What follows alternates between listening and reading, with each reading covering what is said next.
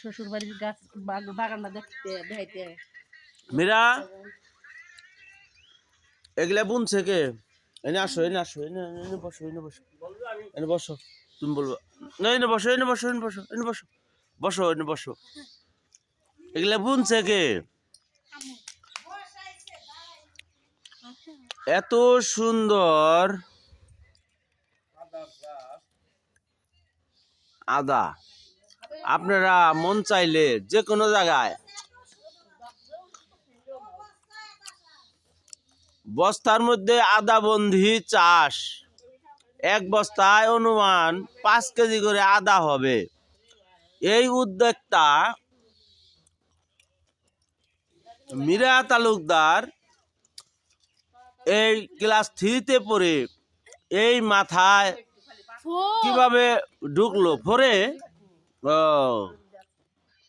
আমার মেয়ে আবার 3-তে পড়ে, তো আমার মেয়ের সমান, এই কারণে বললাম। মীরা প্রথমে কি করছিলা? মাটির সাথে কি কোনো মিক্সার করা হয়েছে? জৈব সার, ঠিক আছে। এমনি কোনো ন্যাচারালি কোনো পটাশ, ইউরিয়া ওগুলা কি প্রয়োগ করেছো?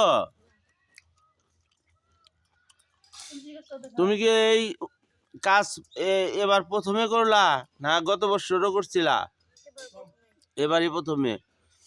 আর এইটা যদি 3টা বস্তা করেছো, 3টা আদার বস্তায় অনুমান 30 কেজি আদা হবে। 30 কেজি না হলেও 15 কেজি তো হবে। তুমি কতটুকু আশা করতেছো যে কয় কেজি হবে? ও, আশায় 15 কেজি, আমি তো মনে করছি 30 কেজি হবে।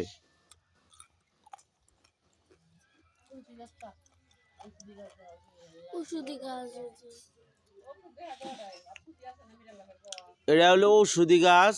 এটা কি? এটা তুলসী।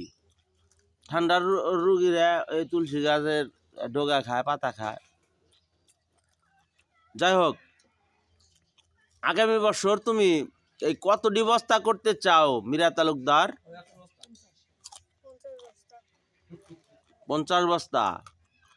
এখন এই 3টা বস্তা তো তুমি একাই করছো, 50 বস্তা করতে গেলে সেক্ষেত্রে তো তোমার শ্রমিকের দরকার হবে।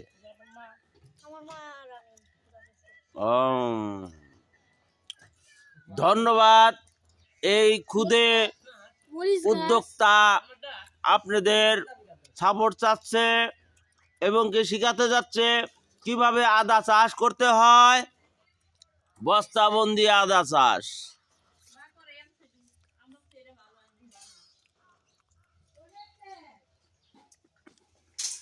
হ্যাঁ হ্যাঁ, এই যে মীরা তালুকদারের মরিচ, এই যে সুন্দর সুন্দর মরিচ, খুবই ঝাঁঝালো এই মরিচগুলা, অনেক ঝাঁজ। এত ঝাল, ঝালের কারণে খাওয়া যায় না। মীরা তালুকদার কিরকম মরিচ? কি খুব ঝাল? এতটাও না।